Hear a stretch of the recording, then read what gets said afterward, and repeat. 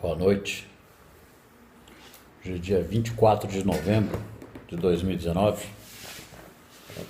Eu vou responder para a Lúcia e as colegas dela desse grupo de estudos as 6 perguntas que ela me mandou aqui. Nós tivemos uma conversa de 2 horas para responder essas 6 perguntas e para que eu pudesse dar um relato ou um testemunho da trajetória de recuperação do que eu poderia chamar de o desenvolvimento de um quadro esquizofrênico de último grau que se manifestou aos 30 anos de idade. Hoje eu estou com 50, como foi difícil e como que coincidências, sincronicidades e diante das imensas dificuldades que eu encontrei foram me conduzindo pela vida até o estudo que eu faço hoje, que é do autor Joel Goldsmith. Hoje eu estou com 50 anos, eu comecei a ter as respostas que eu procurava desde os 3 anos de idade, somente comecei a encontrar essas respostas aos 42 anos de idade. Então eu tive uma conversa com a Lúcia e 2 colegas dela desse grupo de estudos, uma conversa que durou 2 horas, para responder essas 6 perguntas e para dar o relato desse testemunho da recuperação do quadro esquizofrênico, que foi considerado pela psiquiatria irreversível, de último grau. Mas essa resposta aqui deve durar meia hora, que ela me pediu, porque me parece que ela perdeu o vídeo, não conseguiu gravar o áudio do vídeo. Então eu vou procurar ser o mais breve possível dentro das 6 perguntas que ela me enviou e não vou poder repetir o testemunho da minha trajetória de vida, porque essa meia hora não permite.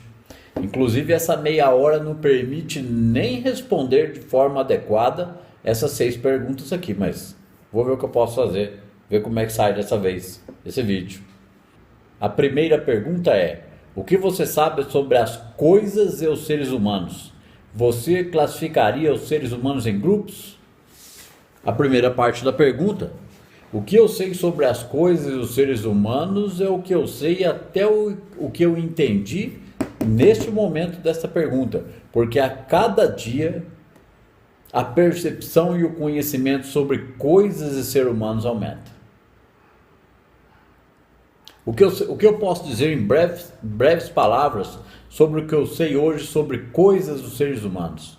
Que eles emanam, que eles são sustentados por uma energia única, que a ciência hoje chama de campo unificado ou vácuo quântico. Então, os seres humanos e as coisas são uma única coisa só, o que a religião chamaria de unidade do Espírito Santo. A energia que é a mesma essência que manifesta qualquer coisa no universo, que sustenta a estrutura atômica de coisas e seres humanos, é uma energia única, onipresente, pura, perfeita. Seria o tal do Espírito onipresente de Deus, que agora com esse conhecimento de mecânica quântica começa a ficar mais intuitivo compreender isso.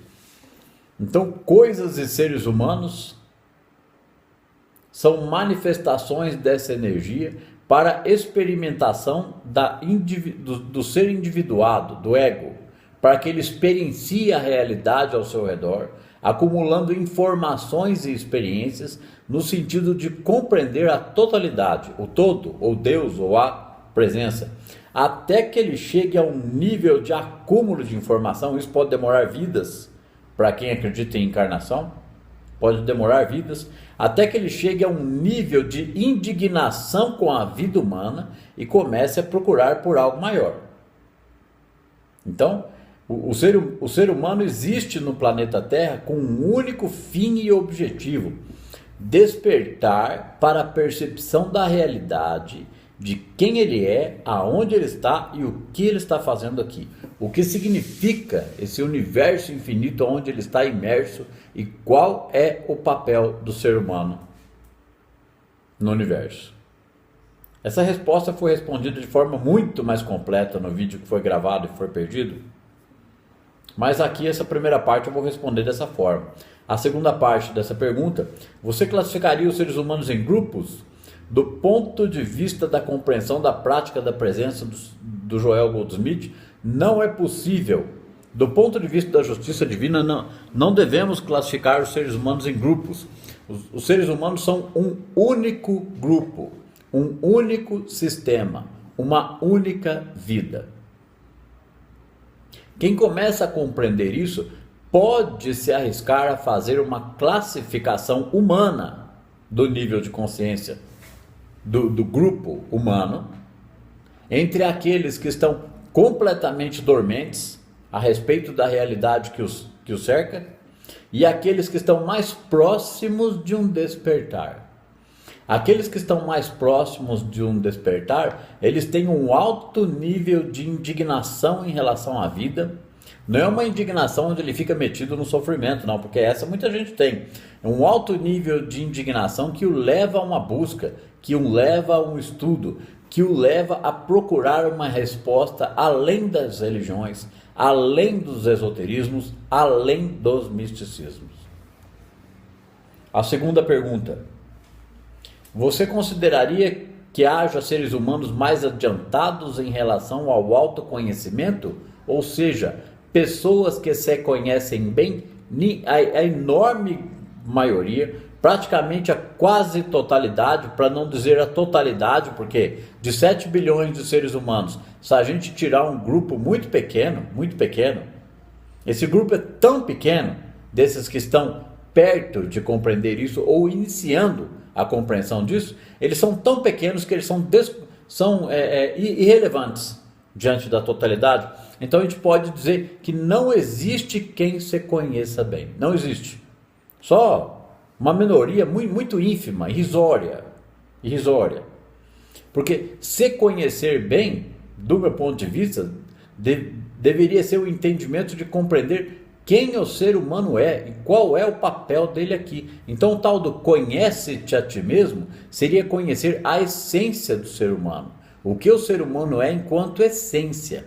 Mas não conhecer triscando uma intuição disso, não. Ir mais fundo, começar a conhecer essa essência e vivenciar essa essência. Experienciar essa essência. Para que ele possa comprovar, como testemunho da verdade, a manifestação do que ocorre quando ele escolhe vivenciar esse conhecimento mais profundo de quem ele é. E esse conhecimento mais profundo do conhece-te a ti mesmo não está em esoterismos, não está em misticismos, não está em nenhum tipo de conhecimento humano, de técnicas e ferramentas espirituais, poder da mente ou manipulação energética. Não está. Esse conhecimento do conhece-te a ti mesmo só pode ser desenvolvido na compreensão, desenvolvimento e prática de algo maior que ele e que habita nele. O que dentro do material de Joel é chamado de comunhão interna, né? Ou pelos místicos, quem vive a vida mística, porque vida mística não tem absolutamente nada a ver com misticismo e esoterismo. Vida mística é consciência e prática de uma consciência, um poder, uma presença. Quem entra pela vida mística, ele começa a reinterpretar e abandonar os padrões da dualidade, karma. Porque karma é matrix kármica, nível de consciência, e vai ser assim para sempre. Até que o indivíduo acumule informação o suficiente para ele desconfiar de um poder, unidade ou saída da matrix kármica, da dualidade, crença no bem e no mal. Então não existe quem se conheça bem, porque o início do conhecimento de si mesmo só se pode dar a partir do entendimento e desenvolvimento da compreensão de um poder como realidade interna do ser humano. E não é poder humano, não é poder do ego.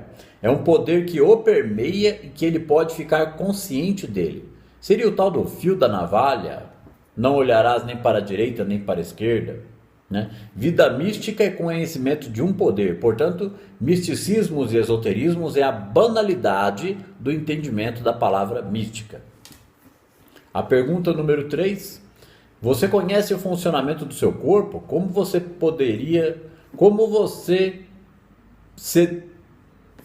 pode se definir como uma máquina?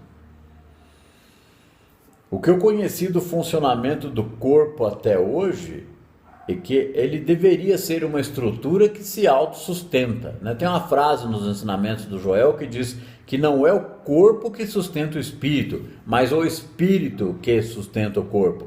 Então, se nós estamos apresentando padrões de problemas de saúde, de problemas psicológicos, ou até num nível mais externo, de problemas da vida de ação do indivíduo, trabalho, relacionamentos, porque isso também é uma somatização, tudo isso é fruto de crenças, pensamentos e sentimentos internos de quem os tem, de quem tem os problemas, de quem tem a somatização. Então, o que é o funcionamento do corpo? O funcionamento do corpo deveria ser tão perfeito quanto o Espírito de Deus o é. Só que enquanto o ser humano mantém padrões de crenças na dualidade, crenças em doenças, porque não é simplesmente, não, então agora eu não vou acreditar mais em doença e eu vou ter a saúde, não. Ele tem que ter o desenvolvimento de uma compreensão do Espírito invisível e perfeito, para que ele possa reinterpretar as aparências e desenvolver essa prática. Então, enquanto ele mantiver na mente dele padrões emocionais de dúvida, ansiedade, temor, raiva, rancor, ele vai manifestar essas situações, seja com problemas da vida de atividade, rotina, trabalho, relacionamento, ou até somatizações no corpo. Agora, se a gente for definir o corpo como uma máquina, pressupõe-se que uma máquina deveria ter um funcionamento perfeito. Só que a máquina foi criada pelo homem. Mesmo que uma máquina tivesse um funcionamento perfeito, ela estaria sujeita a quebras e falhas. No caso da prática da presença, que é a vida mística, o que o Joel ensina, porque o Joel dizia, eu não trouxe nada de novo, o que eu estou ensinando, eu estou tentando fazer vocês compreenderem a lição que Jesus ensinou. Então não estou trazendo nada de novo. Então, o corpo humano deveria funcionar com a harmonia do Espírito perfeito de Deus que o permeia, né? O reino de Deus está dentro de vós. Então, o corpo humano é muito mais que uma máquina. O corpo humano é uma estrutura perfeita, porque não são os órgãos do corpo que sustentam a vida. O corpo humano ele é fruto da vida que se sustenta a si mesma. Mas o conhecimento atual, esotérico, místico, ou até de estudo de parapsicologia está muito aquém de compreender isso, a não ser que essas pessoas se deem a oportunidade de avaliar e estudar esse assunto. A pergunta número 4, você acha possível compreender alguém ou alguma situação sem estar de acordo humanamente no modo de pensar totalmente humano? Isto é impossível, porque qualquer pessoa vai ter um sentimento de desacordo, de indignação, de frustração ou de raiva em relação a tentar compreender algo ou alguma situação na qual ele está em desacordo. Somente o desenvolvimento de uma compreensão, se a gente for pegar em termos de uma linguagem mais popular, não vos oponhais ao mal, não temais o maligno, não temas o homem cujo fôlego está nas ventas. O ser humano precisa ter um ancoramento interior no seu psicológico, no seu intelecto, nas suas emoções, para que ele possa não reagir às situações a que ele está em desacordo. E esse não reagir não vai ser não fazer nada, vai ser uma ação da consciência dele, consciente do nível da consciência daquele que está trazendo um desacordo, uma desarmonia, aonde ele é capaz de descansar dentro do seu próprio ser, sem se opor àquela situação. E, se possível, quando for o caso, arrumar uma solução criativa para lidar com aquela situação. Isso depende de conhecimento de vida mística, de um poder, consciência da presença de um poder, né? A ausência de oposição ao mal, a ausência de resistências. Dentro do conhecimento psicológico de trabalho com as sombras, a gente começa a triscar algo dessa compreensão. triscar, né? Que o trabalho com as sombras foi o Jung que desenvolveu. Então ali a gente começa a triscar algo no trabalho com as sombras, da aceitação daquilo que vem do externo. Porque é uma aceitação completa, que não é passividade, é muito o oposto da passividade, porque se torna uma ação na consciência do indivíduo que observa. É o tal do observador da mecânica quântica, aquele que influencia a realidade não por poder pessoal ou por poder da mente, mas por compreender a harmonia de uma energia onipresente que permeia toda a realidade aparente.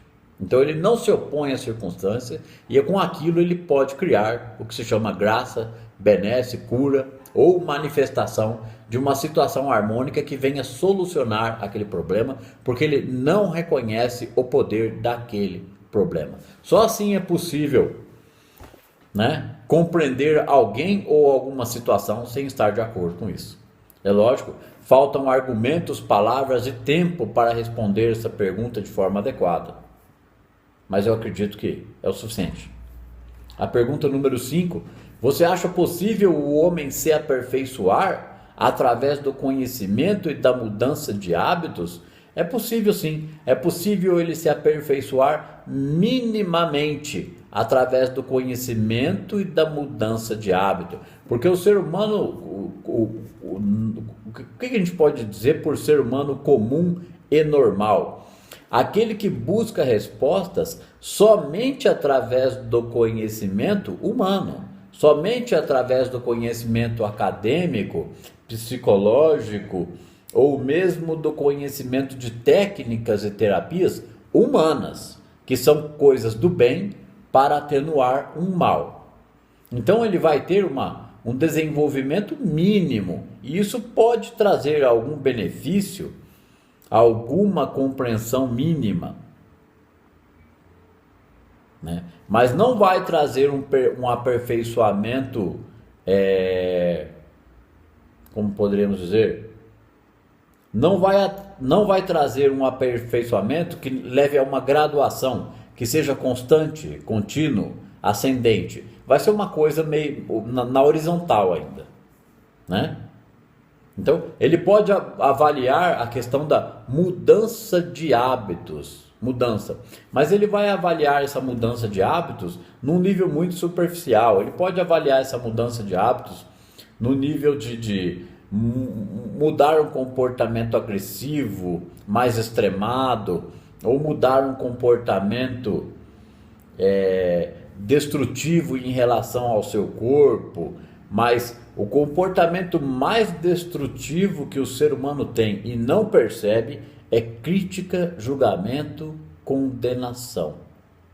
Ele avalia, ele acha que ele é a vítima e ele está certo e o outro está errado. Então ele não tem parâmetros para a mudança do pior hábito do ser humano,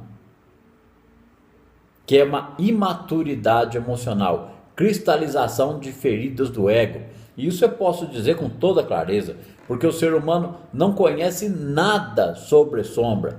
Psicólogos e psicanalistas fazem especializações e aperfeiçoamentos sem entender absolutamente nada do conceito de trabalho com as sombras. E se o ser humano não compreende, enquanto o ser humano comum não tiver acesso ao entendimento sobre ego, superego, self e trabalho com as sombras, ele não vai ter nem desenvolvimento do conhece-te a ti mesmo para se conhecer bem. Então, se ele não conhecer a estrutura ego, superego, self e trabalho com as sombras, ele está muito longe de se conhecer bem, muito longe. Mas o intelecto humano, inflado por sua capacidade intelectual, vai achar que está conhecendo alguma coisa, enquanto ele está muito distante disso. Porque começar a compreender o mínimo sobre ego, superego, self e o trabalho com as sombras mostra para o ser humano que ele não sabe nada e que ele tem um trabalho gigante a realizar a si mesmo. Agora, esse é o único trabalho, é um trabalho heróico, é o único trabalho que realmente vale a pena o ser humano desenvolver no sentido de conhecer a si mesmo.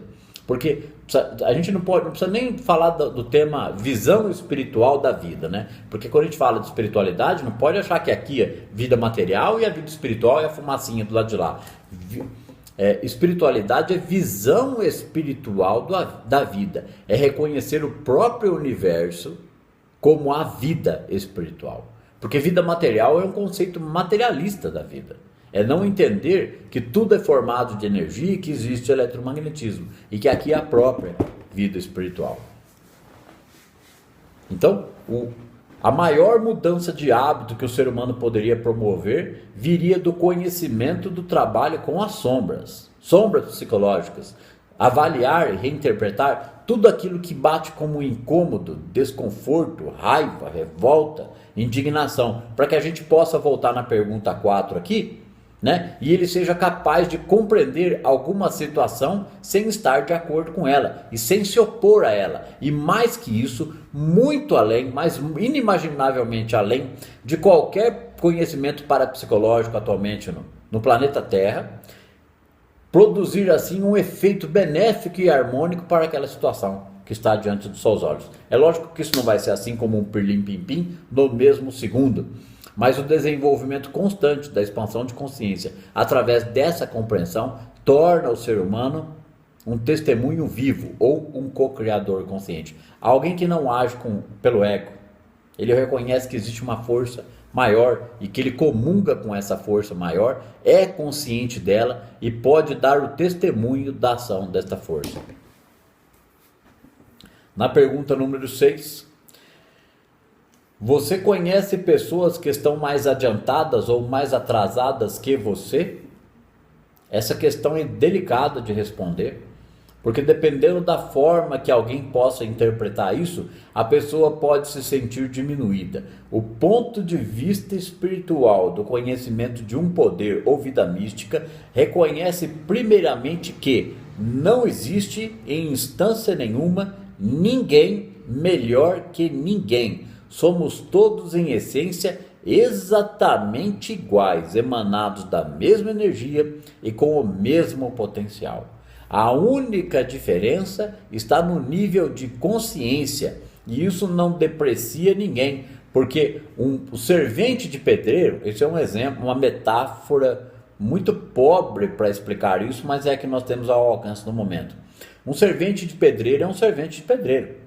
E um engenheiro completo, um doutor em engenharia, não só um bacharel em engenharia, um doutor em engenharia, certo? Ele tem um conhecimento absurdamente superior em relação a um servente de pedreiro. Então, o que existe ali? Existe diferença humana entre eles? Alguém tem menos mérito ou menos direito à vida e à felicidade? Não, eles são exatamente iguais. A única diferença ali está no nível de conhecimento, portanto, nível de consciência. Mas tirando esse atenuante que eu coloquei aqui, a pergunta é: você conhece pessoas mais adiantadas ou mais atrasadas que você? Primeiro, com certeza deve ter pessoas com mais conhecimento e um nível de consciência mais elevada do que o meu. Porque se eu me arrogar, de eu achar que eu atingi um nível de consciência muito elevado, certo? Isso é inflação do ego.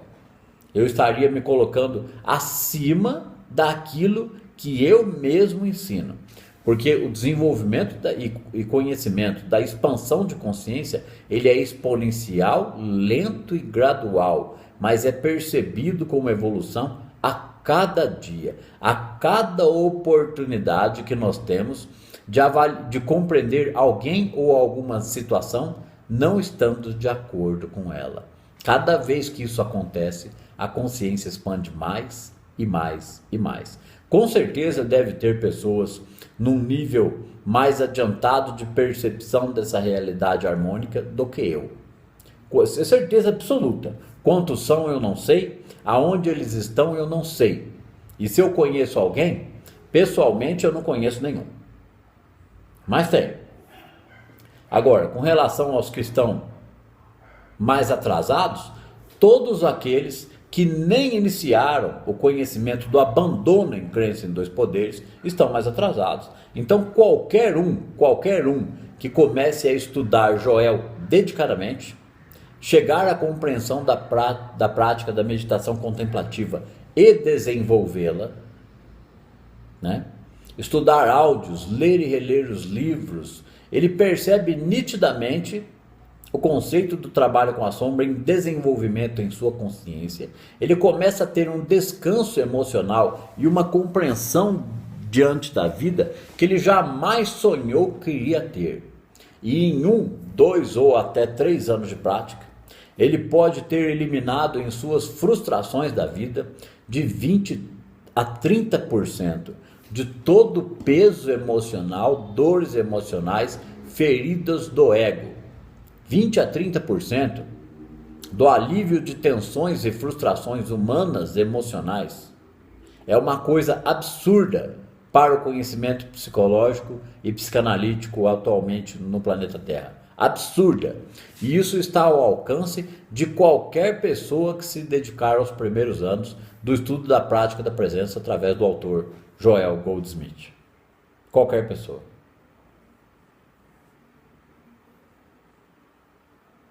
Isso é percebido naquele que começa a compreender isso. Então, aquele que começa a compreender isso, ele passa a compreender o nível de consciência inferior daqueles que não conhecem este assunto e que ele mesmo até pouco atrás não conhecia. Ele mesmo não conhecia. Ele reconhece a fraqueza do ego humano, a estupidez do ego humano, o quanto é imaturo o ego humano, o quanto é ineficaz o ego humano e o quanto passa a ser harmônico, pacífico e leva a um grau de compreensão diante da vida e das situações a quais antes nós estávamos em desacordo, o quanto ele consegue perceber dessa harmonia, dessa nova observação da vida através do conhecimento da prática de um poder, uma consciência, de não se opor ao mal. Isso não tem nada a ver com religiões. As religiões estão calçadas no bem e no mal. Elas rezam por um Deus para superarem o mal. E segundo a mecânica quântica, isso causa efeito Zenão, porque causa o oposto da reação esperada. Então o ser humano luta desesperadamente dia a dia para resolver os seus problemas. E a sociedade, infelizmente, vive em função disso catarse coletiva.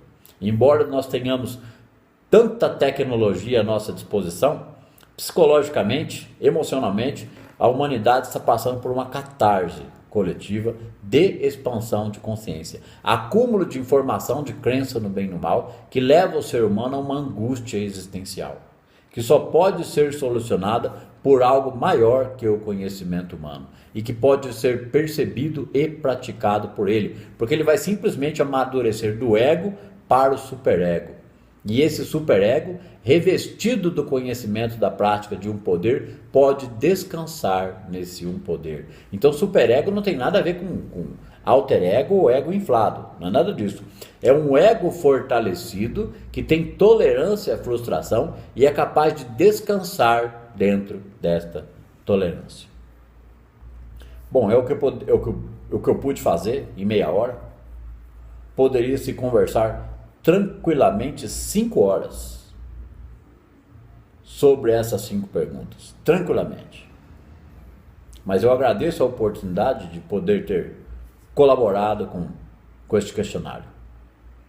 Muito obrigado.